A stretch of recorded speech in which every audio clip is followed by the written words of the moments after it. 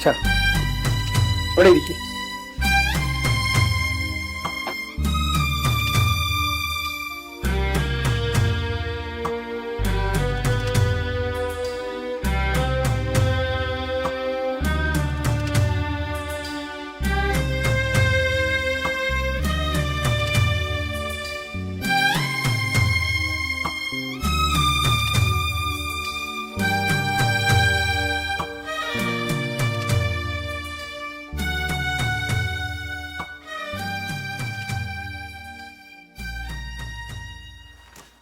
അച്ഛാ ദുബായിലെ കാര്യമൊക്കെ അച്ഛനെ അറിയാലോ.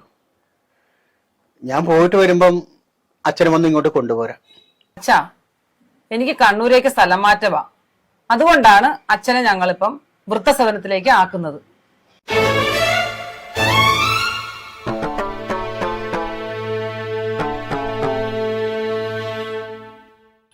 എനിക്ക് പരാതിയില്ല മക്കളെ, നിങ്ങൾ നന്നായി കണ്ടാ മതി.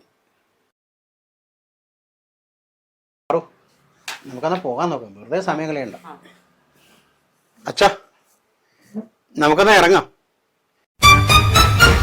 എടാ, നീ ബുക്ക് ചെയ്ത മുറിയിൽ AC ഇല്ലെന്നാ അവർ പറഞ്ഞത്. നീ ഒരു നല്ല കമ്പനിയുടെ AC വാങ്ങിക്കൊണ്ട് വാ.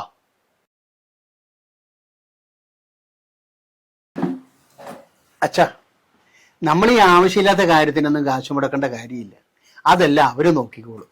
അതൊന്നും പറഞ്ഞാൽ പറ്റില്ല, എനിക്ക് AC കിട്ടിയേ പറ്റൂ.